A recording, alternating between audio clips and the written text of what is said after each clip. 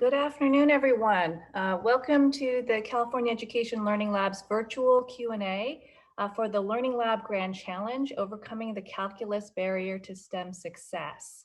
I hope everybody can hear me okay. I'm Lark Park. I'm director of the California Education Learning Lab. And with me today are additional team members. We have Marisa Chung, who is a program development officer with Learning Lab, Beth Hotchkiss, who is a program analyst for the Learning Lab, and we also have Nancy Pryor, who is a senior director at the Foundation for California Community Colleges, who've joined us today. So I'll do a few minutes of introduction about the Learning Lab and then just open it up for questions. So for those of you who joined our noon event today, we held the first in our equity conversation series, The Meaning of Racial Equity. So you might have heard this already, but I'll be quick. So the California Education Learning Lab is a state-funded higher education grant program for California's public colleges and universities. We are administered by the Foundation for California Community Colleges in partnership with and on behalf of the Governor's Office of Planning and Research. Our grants serve the UCs, the CSUs, and the California Community Colleges. We've committed almost $18.5 million in funding since the 2 years we've been in operation, and we're very proud of the 30 projects we've funded, all of them intersegmental.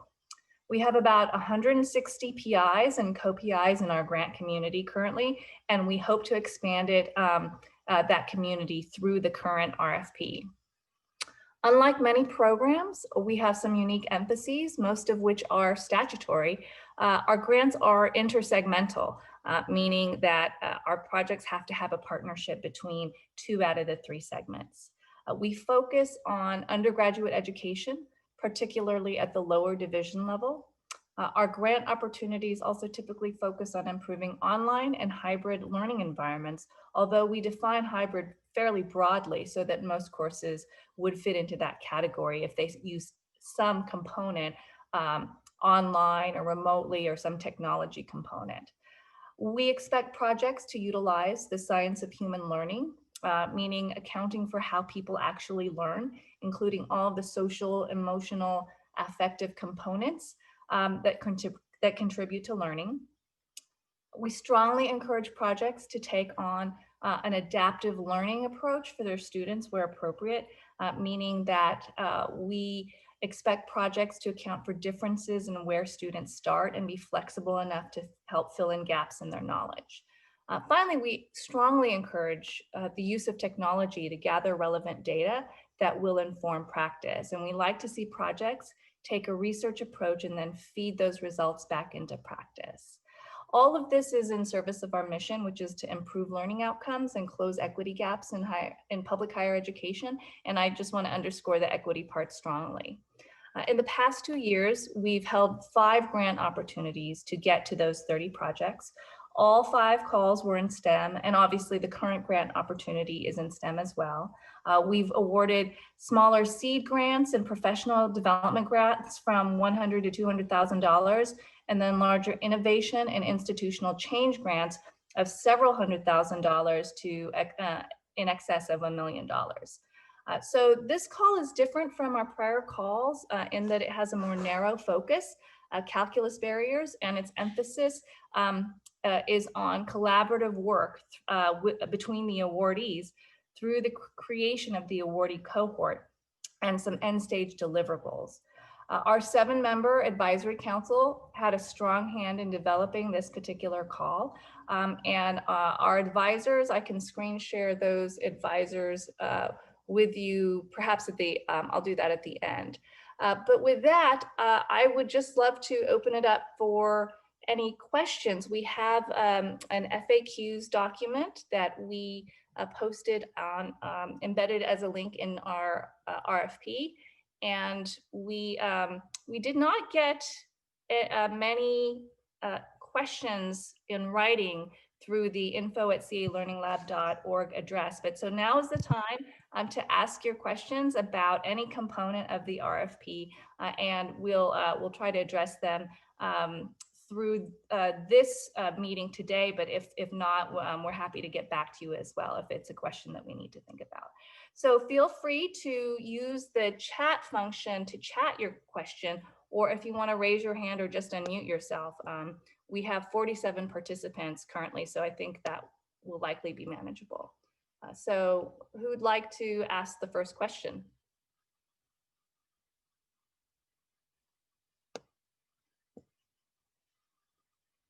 Okay, I see you, Robin Witt. Do you want to unmute yourself?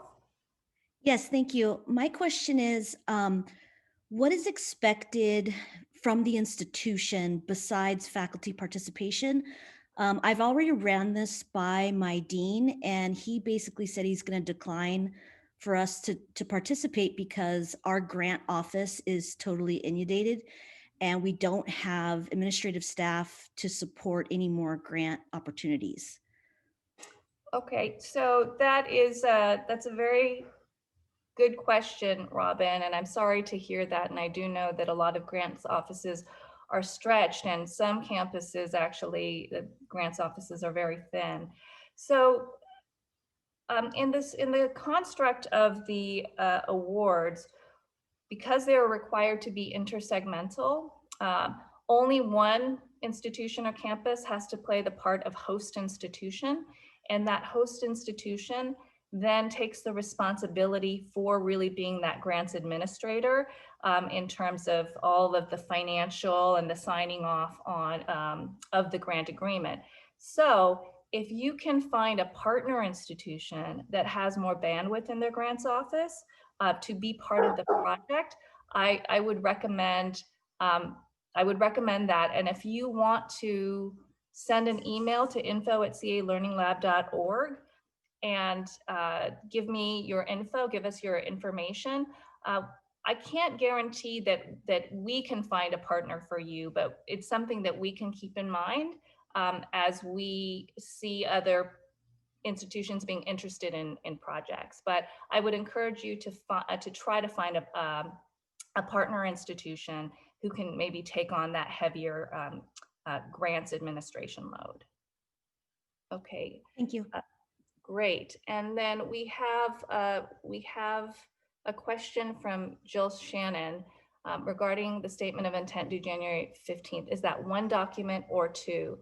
So the statement of intent is actually going to be a filing through our grants portal on Submittable.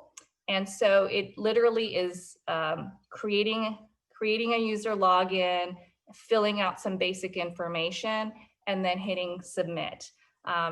Beth, is there anything I've forgotten on the statement of intent page? But for the statement of intent, it's very little information. We just need to understand that you do intend to apply.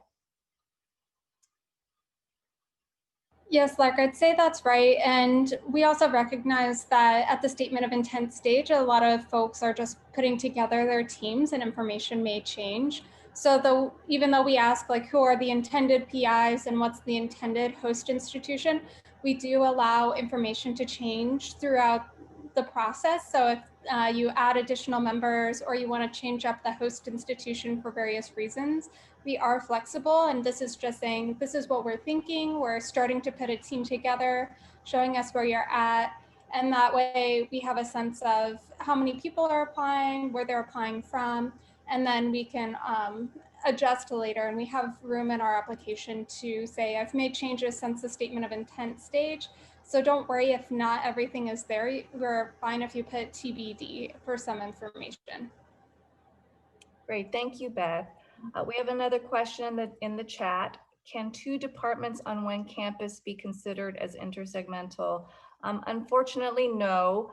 The definition for us for intersegmental is that California Community College campus or a CSU campus or a UC campus, you have to sort of have two out of the three segments, the segments being UC, CSU, and community colleges. So you have to reach across your own institution and try to partner with somebody from a different segment.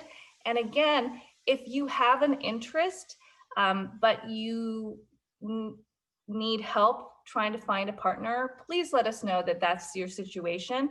And again, we can't guarantee that we'll find you a partner, but we will, if we do have somebody that seems like it could be a good partner to you, we'll certainly let you know. So the next question I see is a hand raise from Julia Olkin. Julie, would you like to unmute yourself? Yes, hi, thank you. So my question, I just kind of want to confirm that this RFP allows for innovative projects that can approach kind of the whole STEM pathway, that is looking for the preparation to calculus and addition and includes calculus. So the college algebra, pre-calculus, calculus 1 pathway, not just calculus 1. Right. So Julia, yes, if your project includes that calculus 1, you can go in either direction that you like. So you can also focus on the courses leading up to calculus 1, but your project must include some component of calculus 1, or if you're looking at other STEM disciplines, you have to look at sort of the nexus between that STEM discipline and how it utilizes calculus 1 as a prerequisite. Okay, thank you. Great. So we have some more questions from the chat. Can a school district be a segment or a high school? We do allow for projects that include high school, but that doesn't substitute for your need to reach across to another higher education segment. So in that case, and Alexander, I'm not sure which segment you're from. If, for instance, you're from a CSU, you need to include a UC or a community college, but you can also add a high school into your project. Thank you. I am a CSU. Yeah. Oh, okay, perfect. Another question through the chat: is the grant focused only on calculus barriers?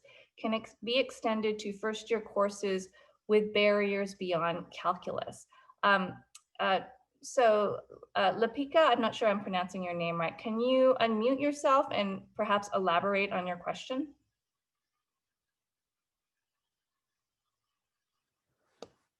Thank you. I was wondering if this can be also used in combination with calculus, with courses like discrete math, which goes beyond multiple departments.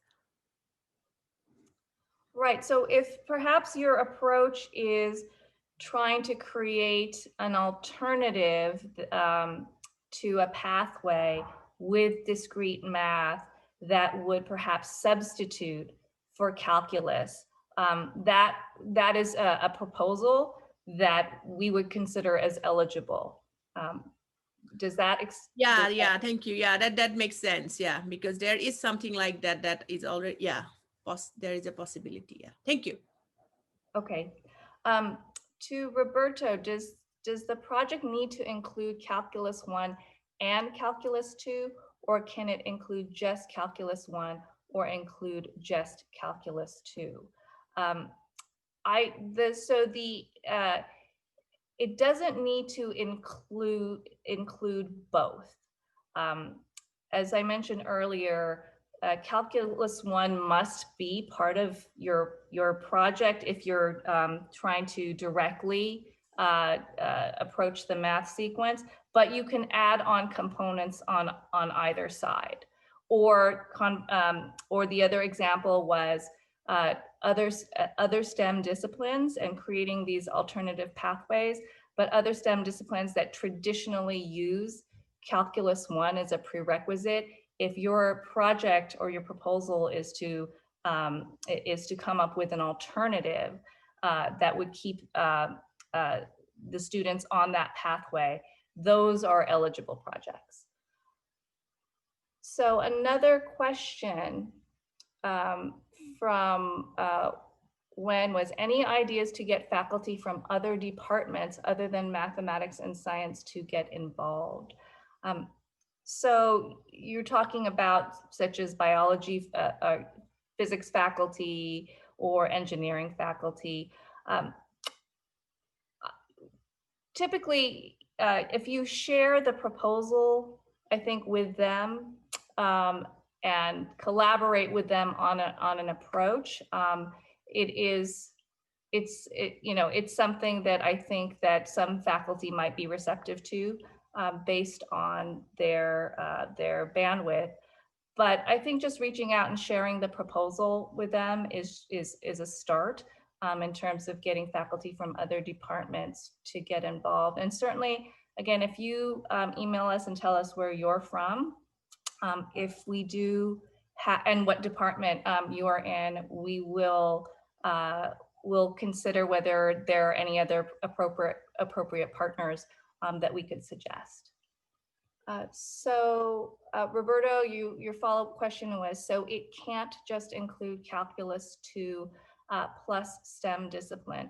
We really are hoping that Calculus 1 be part of the project.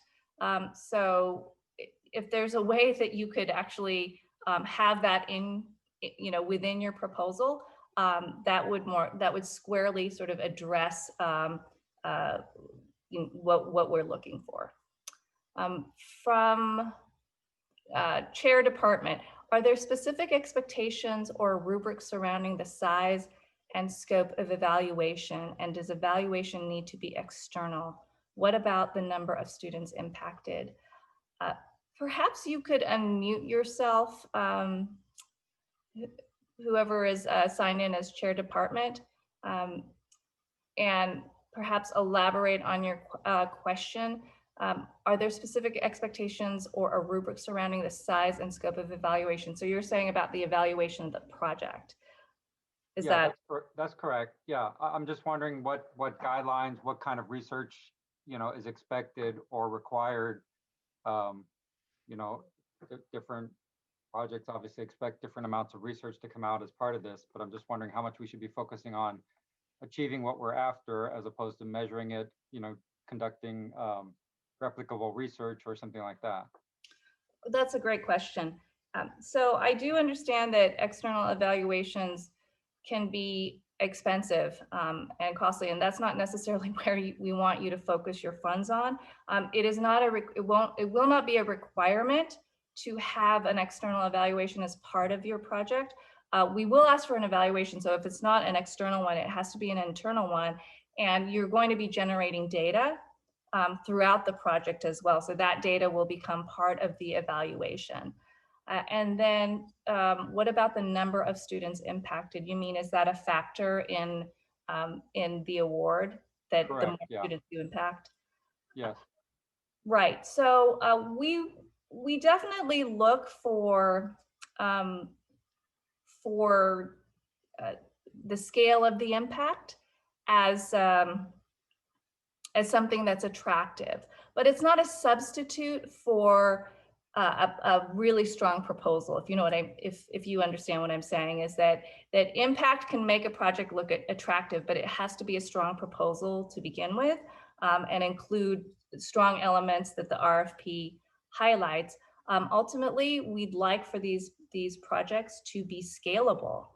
So in terms of the approach, there might be the number of students impacted by the project itself, but then there's sort of the additional kind of consideration of how scalable would these practices be. That also can be very attractive in terms of pointing to a strong proposal. But the other elements do have to be strong. Does that answer your question? Yeah, I think so. Thank you. Okay. We have another question in the chat. Can the focus be specifically in a first semester calculus class for biology majors? The answer is yes. We are, the two kind of areas that we highlighted were for STEM disciplines that use calculus as a prerequisite. Your project can sort of tackle that, that more directly. So the short answer is yes, it can focus specifically on a first semester calculus class for biology majors. Any contact info that we can share for further consultation if needed. If you send an email to info@calearninglab.org, one of us will be able to, thank you, Beth, field your questions and then consult with you more directly over the phone or over Zoom, that is.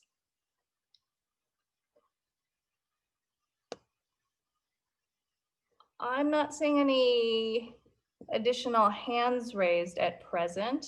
Other questions from, okay, I see one. Can you talk about what you were looking for in a strong proposal, or what makes a proposal strong? So this year in our RFP, in our link, we did highlight a very particular section. It's called Set Yourself Up for Success. And it is section 4 of the proposal, where we provide 6 points for crafting a successful proposal, like what we would like to see your proposal demonstrate. So that probably is the section that that will be most helpful to you in crafting a strong proposal. Obviously, we do have a section if your project gets invited to submit a full proposal. We do have a lot of hints in the project narrative about how best to tell the story of your project that will help our selection committee really understand what it is that you're trying to do. So the first one is sort of more generic advice, and the second one is specifically for when proposals get invited to submit a full proposal.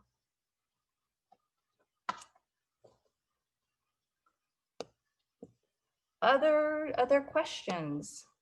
Henry Burnett, you have your hand raised. Please unmute yourself. There we go. You know, I've spent a career in the community colleges and also the University of California, and I've always been very interested in learning styles and adaptive learning technology and the science of human learning. And you call that out in the proposal. However, in my entire career, there aren't very many answers there. You know, so you create a wonderful challenge for us to figure out how to respond to some of these things. And really, in the field of educational technology, learning styles, et cetera, there aren't that many answers. So are there resources you could point us to, or are there parameters that you're suggesting? Or we're going to learn a lot from this. You know, we all are going to learn a lot from this. But you're asking to take us down a very dark pathway without a lot of direction or a lot of campuses, you know, from my perspective.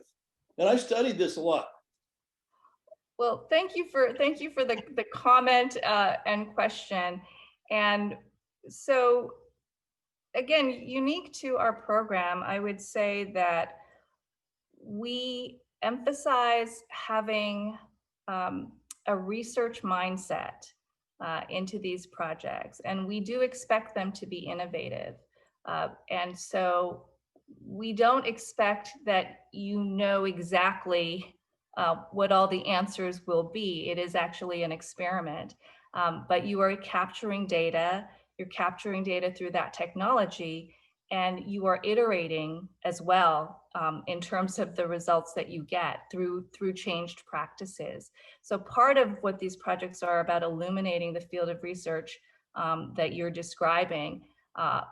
I think that there is a lot of evidence based on the science of human learning. How it gets put into practice, though, probably differs in depending on the environment.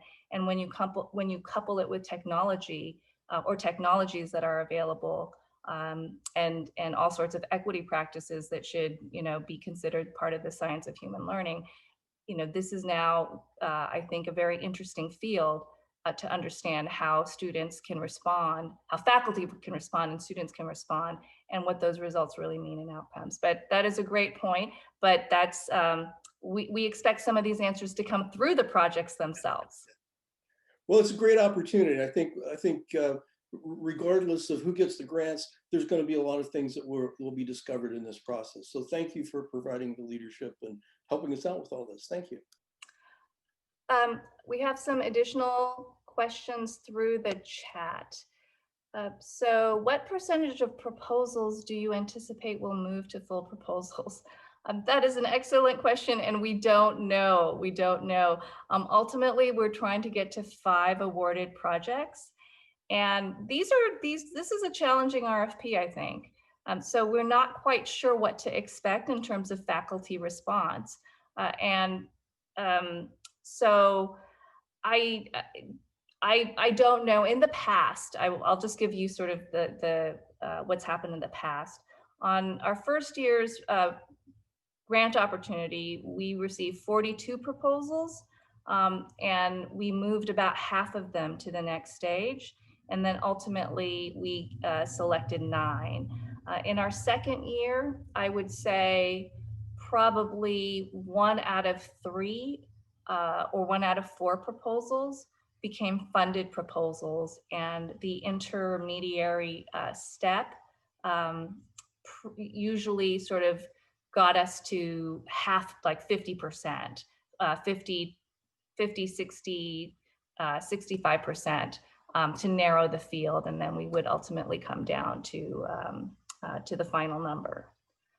So hopefully we will get a good response from the field, but experience has been we probably end up moving about half or a little bit more than half to the full proposal stage. From the chat as well, we have one challenge with creating alternative pathways courses is transferability. Is this something we should be addressing in our proposal? Yes, that would be wonderful. I do know that transferability does take a lot of faculty time, and that's not an easy thing to do. But given that these are intersegmental grants, we hope that that is a built-in part then of the proposal. Another question, any estimated number of funded proposals this year? Yes, so in our grant materials, we stated that we were hoping to fund up to 5 awards at between 1 and 1.5 million, depending on the scope of the proposal. And then we have a side grant for the cohort facilitator. And again, the cohort facilitator part of this challenge is embedded in that document, and it's a $500,000 award over 3 years to a single institution or a project team to facilitate the awardees and get to the end stage deliverables of the recommendations for a model curriculum and pedagogical approaches and professional development. You do not need to be a Grand Challenge recipient in order to apply, or you don't need to be a Grand Challenge applicant in order to apply as a cohort facilitator. But you certainly can be a Grand Challenge applicant and apply for the cohort facilitator. So another, somebody telling me that somebody else is raising his hand. So Dontari Stallings, I'm sorry if I'm mispronouncing your name. Do you want to unmute yourself? Hello, I had a couple quick questions, and I posted them in chat, but that being said, I can go ahead and throw them out here. I was hoping that you can expand upon what you mean by your intersegmental collaborations. And if you mean by intersegmental collaborations, do you want them to be regional, or do you want them to expand the state, or do you have a particular goal that you'd like us to go towards? So in terms of our currently funded projects, all of which are intersegmental, a lot of them are regionally based, that's true, but some of them are not. Somehow, one faculty member is close to and has worked a lot with another faculty member from a different part of the state at a different segment. And so we do have instances where they're not really geographically based. Several are geographically based. We also have funded projects where there are a lot of community colleges in the mix per se, and then we have like one close by CSU or a couple close by CSUs who have also opted into the project. So We are not, I thought I heard in your question something about out of state. I'm not sure if I did. One thing about out of state is we do have projects that do have out of state partners. Another sort of higher educational entity that has done a lot of work in a particular area that they find great value in. That is also allowable, although we tend to be fairly tightly guarded with the amount of funds we want to go out of the state. So usually we want to see some justification about why this partner is part of the project. And usually it happens to be because that partner really was instrumental to developing something that is a key component of the project.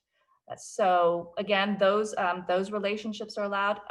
Partnering with also non-public, or I should say private nonprofit, private nonprofits in California is also allowable. And of course, our USCs and Stanfords and any other non-public higher education institutions in California can be partners. Was that sufficient to your question?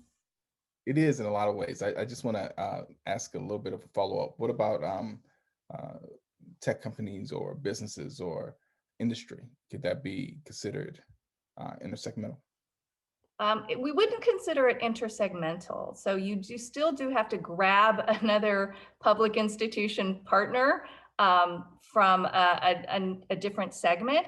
But if you want to include then technology partners in your project, that is certainly something that can be done. Just one caution in terms of the funding is that when we award these grants, we do want the budget to reflect that the majority of the award is going to our public institutions. So if you do have a technology or an industry partner that is getting some of the funding, I just make sure that the budget really reflects that most of the funding would go to the public institutions. Okay, so hopefully that did answer your question. We have another question. I'm hoping to get some clarity on adaptive learning technology. I've read the definition. Oops, I'm sorry. I've lost my place in the chat. Okay, I read the definition in the document, but I'm wondering if that includes off-the-shelf technologies, or should we be creating those adaptive technologies as part of the grant? Again, a really good question, and one that we've encountered in the past. So mostly using something that already exists probably makes more sense than developing something on your own. We have funded projects where they're developing something. It tends to take up a lot of time in terms of the grant time span. And so if you do end up proposing something to develop, you really have to highlight why there's nothing that exists that really could, fulfill that need, right? To sort of opine that nothing in the market really meets our needs in the way that we think would be really important here. And that becomes a justification for creating something, developing something on your own. But again, we're not going to sort of completely curtail that opportunity, but there are definitely things that exist that you could potentially adapt. And if you want to pursue more of a conversation with us, we're absolutely happy to have it. So send us an email to info@calearninglab.org. And Mark, can I say something else about this? I know Sure. that we had a webinar from some of grantees about adaptive learning that you may want to see. They talk about open adaptive learning technologies. So it's just a few examples of how adaptive learning has been applied in the field. It's the OLI as well as Lumen Learning talking about adaptive learning. But in that talk, aside from just going over those specific technologies, they also go over their definitions of adaptive learning, so you can get a sense of what they're thinking. But we do take a slightly broader definition. But yeah, I can send you a link in the chat to that webinar if you'd like to view that as well. Great, thanks. Thank you so much, Beth. I think that'll be helpful. Okay, going on, I think I see a few more questions in the chat. Sorry, I'm trying to get to my place again. I think did anyone want me to expand on the meaning of intersegmental? Again, I'm not sure if this has come up since elaboration. Okay, I'm going to take the silence as a no. Do we need this project? Do this project need any external evaluator? Is there any specific target range for the percentage of funding? That's correct. It's correct that you do not need an external evaluation. You will need to provide data, and you will need to do an evaluation internally if you don't have one externally, but having an external evaluation is not required. Could you say a little bit more about the grand challenge aspect versus the cohort facilitator aspect of this solicitation? Sure, the grand challenge is really meant to award the 5 project teams that are going to be doing the work of reconceptualizing the calculus sequence, or the role of calculus in STEM fields that require calculus as a major. So that is really the big emphasis of the grand challenge. The cohort facilitator is really to help the 5 awarded teams interact with each other, facilitate that knowledge sharing, and so that each team can help build on each other's knowledge and provide input and feedback. And then ultimately to get to that end goal that comes really at the end of the 3-year project, which is, can the awardees come together and give us a set of recommendations on what model curricula should look like, what the pedagogical approaches should look like, and what the professional development components should be. Those are things that at the end of the 3 years, based on what the 5 awardees are doing. So the cohort facilitator's role is to try to get to that endpoint at the end of 3 years for that additional kind of collaborative learning. And Roxanne, if there's is that good? Does that help? Okay. And then any plans for equity among applying institutions so CCCs are not left out? Yes, we do. We have encountered that the California community college campuses, they're the ones often who do not have robust grants administration capacity within their colleges. And so that tends to kind of keep them back in terms of applying for host institutions. We're going to find as many ways as possible to kind of lighten the burden when we do grant agreements, et cetera.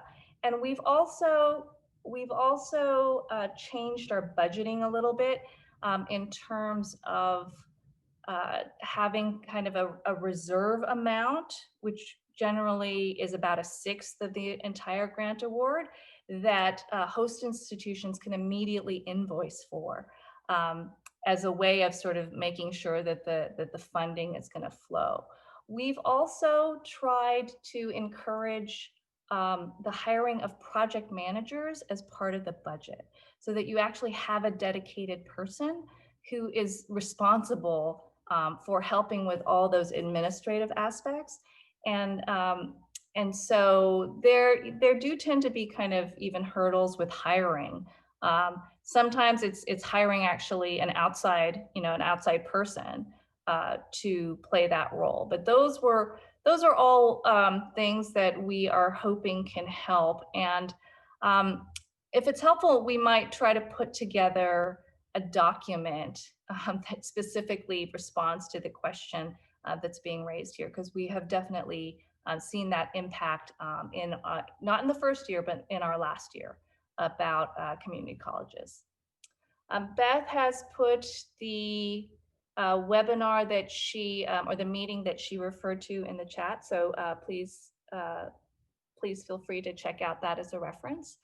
And then a very important question, given the current ongoing COVID-19, what is your expected impact of the pandemic on our proposed activities? So the grant award will start in July of next year.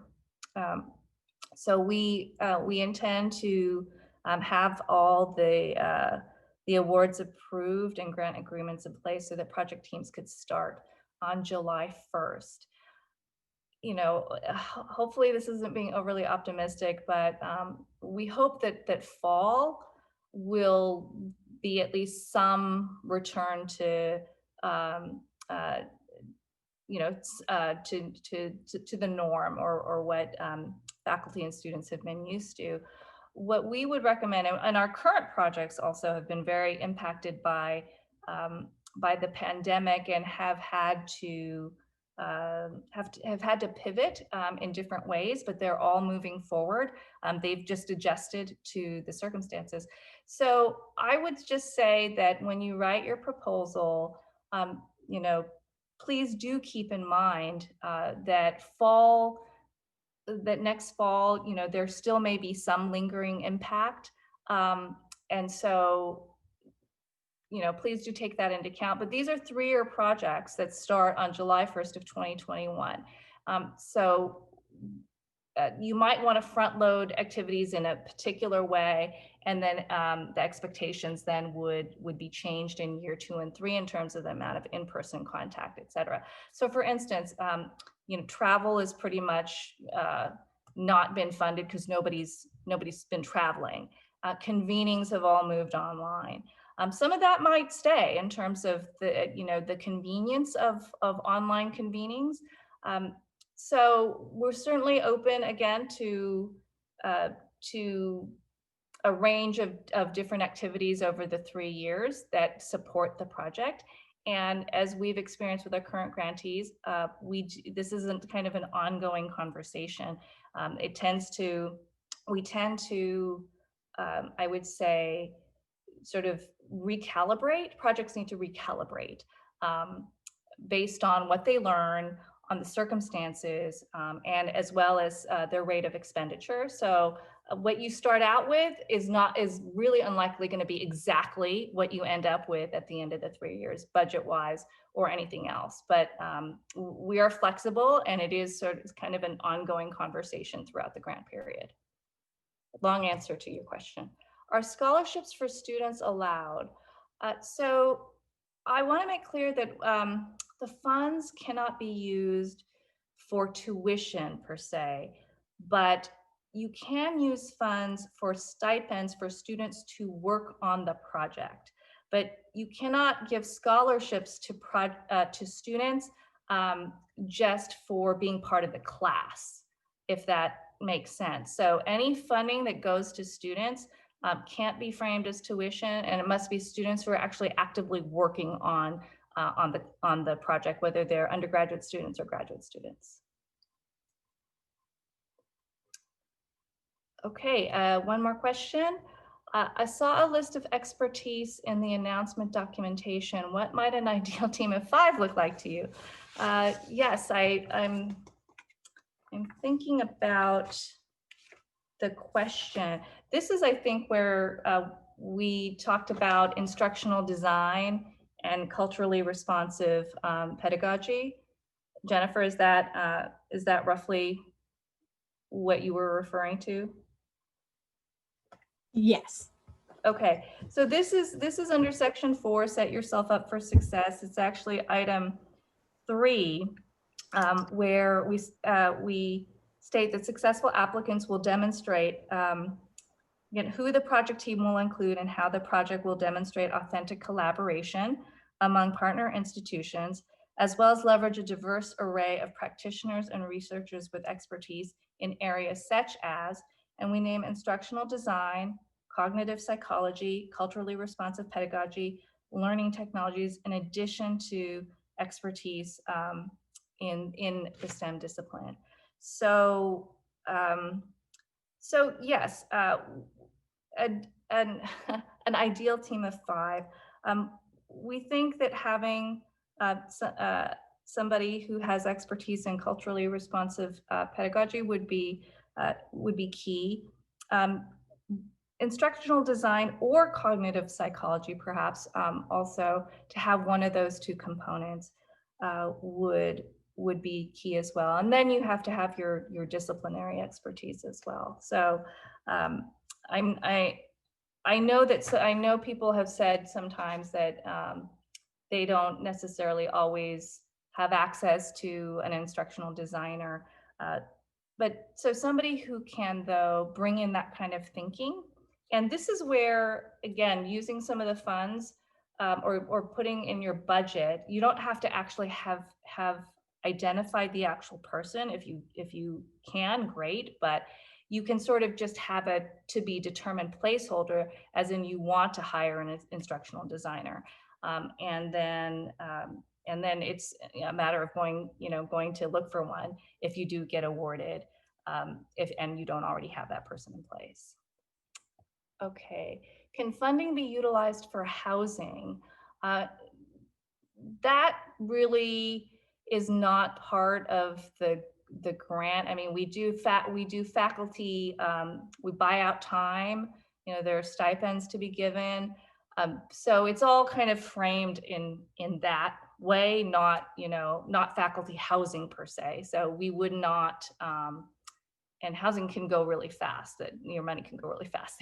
That's not something that we would be able to support, but stipends, certainly for faculty.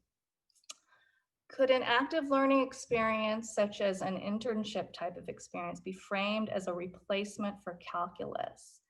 In that case, could students receive funding to participate in the learning experience? Jennifer, you want to unmute yourself and perhaps elaborate on your question? Well, so we have we call them micro internships at our institution. And we have a very robust internship program as well. And I was just thinking of the active learning component and how important that is for transfer of knowledge. And I was wondering if we could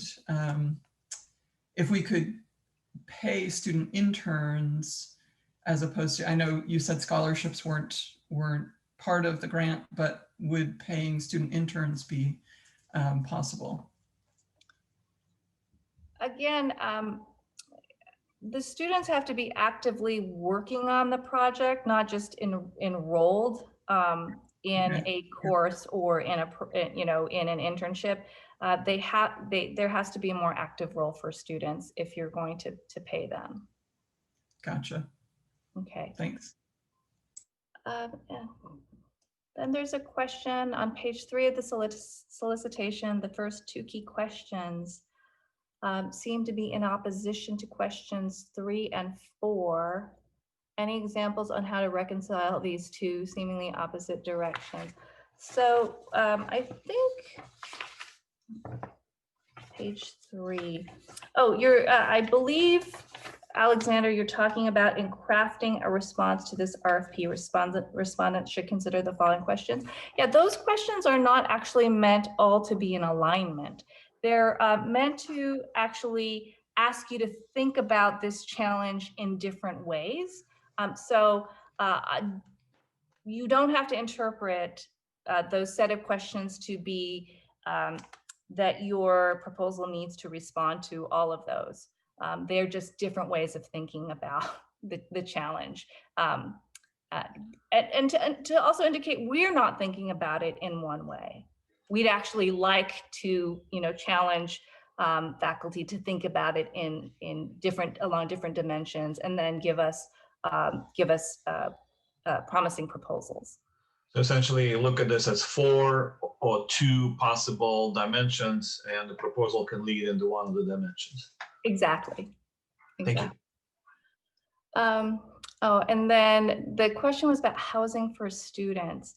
Again, I think that we would only want the framing of the funding to be about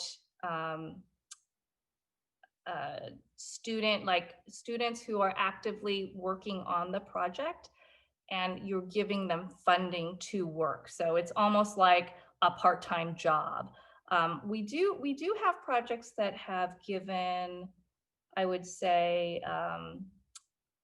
smaller incentives for participation in a survey, but those are, obviously what they sound like, very kind of small magnitude, and it's just part of the study design or the survey design, and they're really kind of de minimis. Those are also allowed. We tend to like it when that funding is then tied to like the bookstore or something like that. But in terms of kind of bigger money for students, that really does have to be tied into their work, and we wouldn't phrase it as housing.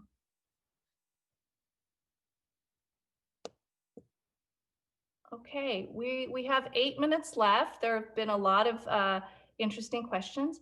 For those who are seeking proposal partners, how will you help us do the matching? I won't phrase it as that's our responsibility. In fact, that's part of the challenge, is for you to reach out to your network and your colleagues who might have a similar interest. But so I'll invite everybody on this call, if you're thinking about applying, but you don't know who to reach out to, let us know. And if we get enough of these emails, we can sort of see, are there ways that that we can pair people up? So I would just say that that is sort of our way to help you. I did actually want to highlight that one of our former advisors and selection committee members, Carl Wyman, who's a Nobel laureate and physicist at Stanford, he saw our grant opportunity and said that Stanford is willing to pair up. They cannot be the host institution since they're not a public higher ed institution, but they can partner. And so if people are interested in Stanford as a partner, I'm happy to put you in touch with Carl Wyman, given sort of his interest there. So yeah, just let us know. No guarantees, but if we get enough of these, we can try to pair people up or match people up. Can funds be requested to provide extra services to students as a pilot, say tutoring or similar? The answer is yes. We're not going to preclude that funding, but I do want to be clear that the budget can't reflect, that is a major expense, because this is something that that should have other funding streams. It really needs to be integrated with the project, and the project can't, be about, let's say, just funding, I shouldn't say just, because it's a very well-known effective practice, supplemental instruction. So I would just say, approach the budget in a way that it is sort of an ancillary part of the budget, and demonstrate how it really fits into the project and what the project's trying to do. Are funds for swag when students are doing community-based activities allowable? I'll say a very, very minimal basis is that we probably wouldn't want to see a line item that said swag, but if basically you're trying to incentivize or reward students in a small way, kind of what I said about the gift cards for participating in surveys. And again, it really needs to be integrated into the project itself.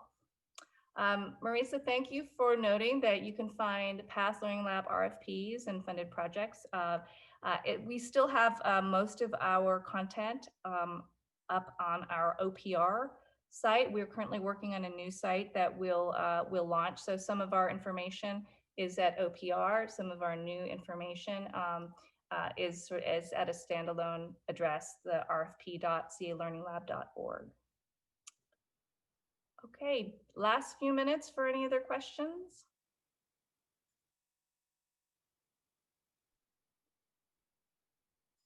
Okay, I think I've exhausted all of you. I think I just have a closing note for you. At the top of the hour, I mentioned that at noon we had the first in our equity conversation series. We will have another one on Friday, January 15th from 12 to 1 p.m. And it is on understanding data as an equity practice.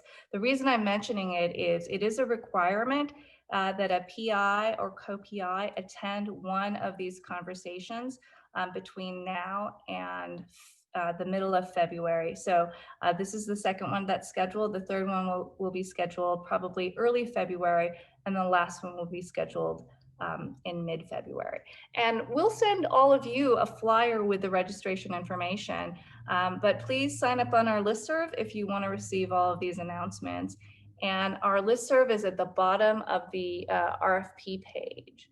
So, and if you do have any questions that come to mind that you weren't able to ask during this session, please do email us at info@calearninglab.org.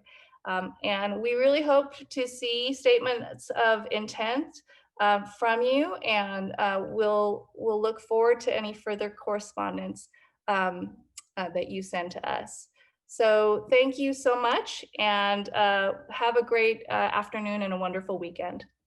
Thank you.